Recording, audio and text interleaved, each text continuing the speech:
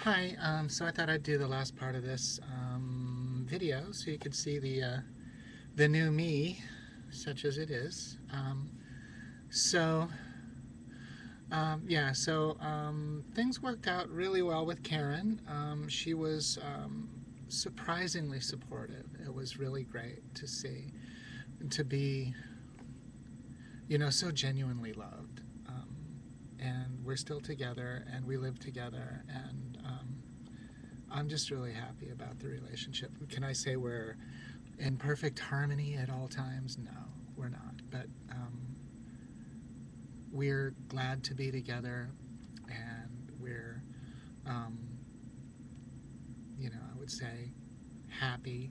Um, so that's all worked out really well. Her family has been extremely supportive. I would not say that everybody in the family is 100% supportive, but I have been surprised and really pleased by the vast majority of them, really supporting Karen and really supporting me. Um, I love them all. They're great. My own family, Mike's been great. Mom has had a harder time with it, and there are a lot of people like in the less immediate family who um, I'm not in contact with, and I'm not out to. I don't know what's going on with them, whether they know what's going on, whether they don't know what's going on. Um, but that's kind of okay. As far as transition itself goes, after I talked to Karen and came out to her, it was a little while before I actually decided that I could do it and began the process of transition. But um, it's been a good process. At certain times, it's been a little scary. Um, the first time I walked out of the house, presenting as female was a little intimidating at first, but as happened at every step of this, once I actually did it, once I was out, um, I was a lot happier. It was like, like that story I told you about recess in the third grade. Um, I just had that same feeling. I've had that same feeling so many times over the last few years as I've moved on towards um, my goal of living as a woman. Um, and I feel like it's very much in process. I don't think that I'm where I want to be. And actually, this past fall, I had like a big bout with depression. It was really hard. Um, you know, um, I get SAD, so that exacerbated things. But I was just I was having a lot of dysphoria and dysmorphia, and I really had to figure out how to be kind of at peace with where I am. And I'm not accepting it as where I want to end up, but it's where I am. And if I want to function in the world, I kind of need to be, um,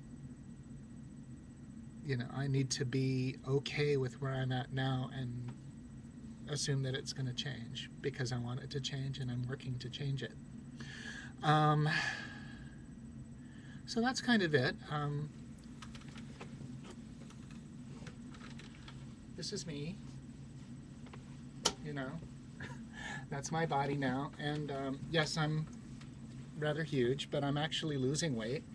And, I've lost, I've been doing Weight Watchers, and I've been doing it.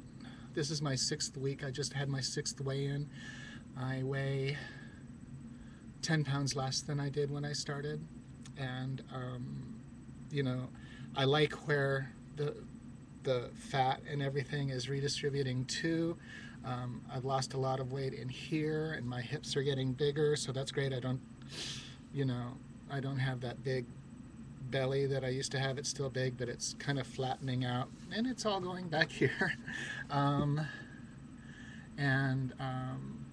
one of my biggest points of dysmorphia was always here, and that I'm happier about. We'll see how things go. And as far as you know, any of the other stuff that's going on with me, what I need to do to like feel like right with this, with my body. Yeah. Well, I mean, there are surgeries involved. I really feel like this needs some work, but I think I need to get the weight off before I really decide what all needs to happen. Um, for some of the surgeries, losing the weight is, kind of required, and I think actually for all of it, it is. But but there you have it. That's the whole thing. Thanks for indulging me and telling you this story in this kind of long-winded way, and I apologize for any TMI I've done along the way. Um, it's so good to be back in touch with you. I really, you know, um, I really always liked you, even back in the day, and so, thanks for listening, and I'll see you around Facebook.